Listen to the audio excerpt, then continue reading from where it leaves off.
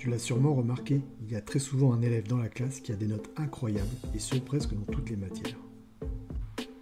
Et tu t'es probablement demandé légitimement, a-t-il un secret bien gardé? Est-il un acharné de travail? Est-il plus intelligent que la moyenne? Détrompe-toi, bien sûr l'intelligence et le travail jouent un rôle très important, mais cela ne fait pas tout. Dans cette vidéo, je vais te dévoiler les 3 secrets qui t'offrent vraiment la possibilité de cartonner dans tes études. Prêt à découvrir comment booster tes résultats scolaires? C'est parti!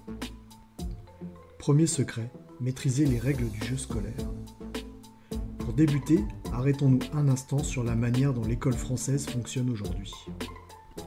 Au XIXe siècle, elle devient obligatoire et est pensée dans le but d'occuper les enfants et ainsi de les empêcher de vagabonder dans les rues. De plus, son projet est d'inculquer les valeurs essentielles pour bien vivre en société. Mais tiens-toi bien, cette idéologie, bien qu'ancienne, n'a pas beaucoup évolué depuis Jules Ferry. Si ce dernier revenait aujourd'hui, il retrouverait une école très similaire à celle de son époque.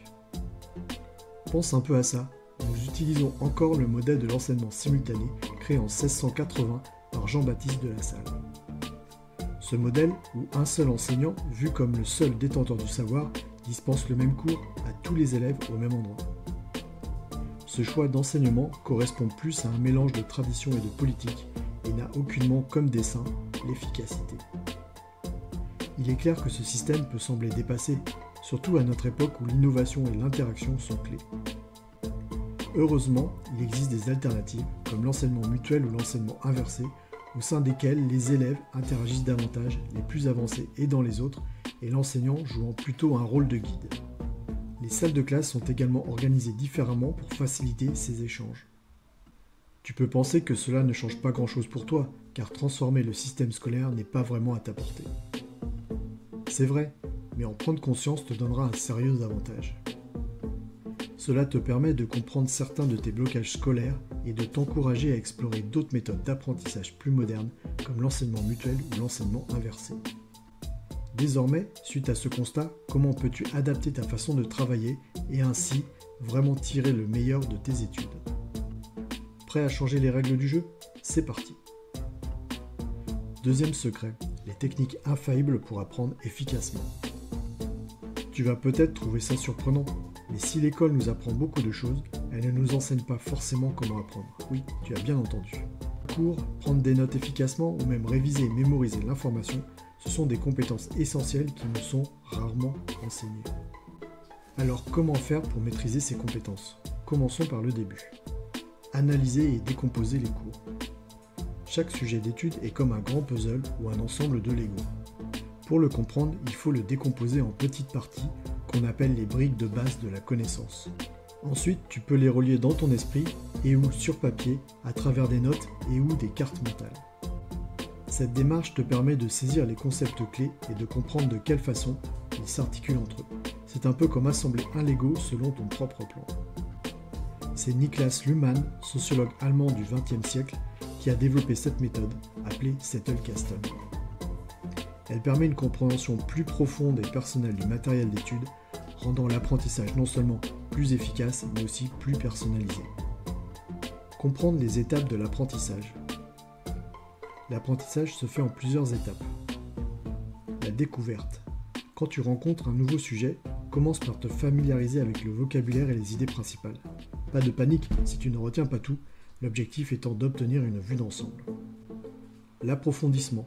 Une fois que tu as une idée générale du sujet, immerge-toi plus profondément dans chaque partie pour comprendre les détails et les nuances. La maîtrise. Si tu veux vraiment exceller, retravaille une 3e fois le sujet, dans le but d'enrichir ta compréhension et de relier les connaissances acquises à ce que tu sais déjà. Comprendre la mémoire. Pour ce qui est de mémoriser, il faut comprendre comment fonctionne notre cerveau. Il est excellent pour faire des liens, mais moins pour retenir les détails sur le long terme. La bonne nouvelle, c'est qu'il existe des techniques pour la renforcer.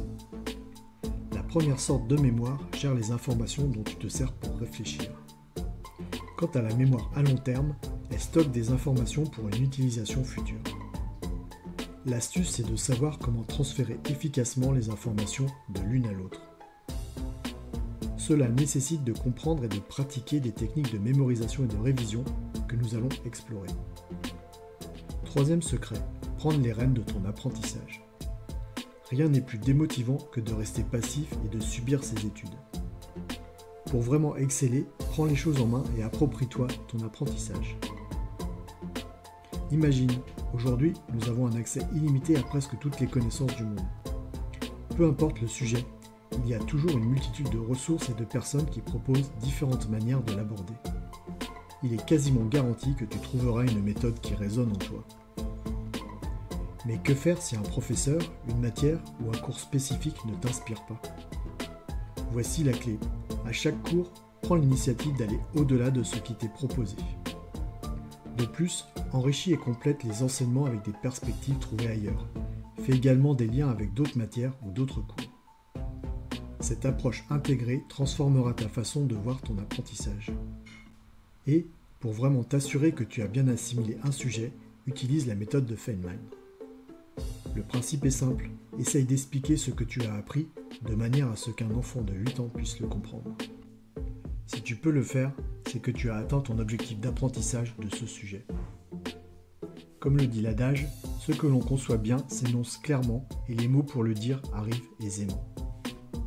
En adoptant une démarche active de ton apprentissage, non seulement tu maîtrises mieux les sujets, mais tu transformes également la manière dont tu apprends, te préparant à réussir dans toutes tes entreprises futures.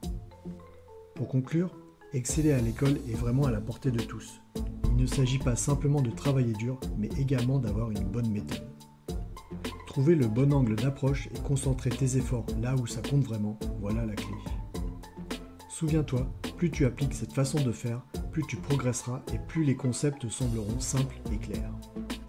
En un mot, c'est un cercle vertueux. Plus tu comprends, plus tu es motivé. Alors, prends ces conseils à cœur, applique-les et tu verras par toi-même à quel point ta performance scolaire s'améliorera. Merci d'avoir regardé cette vidéo.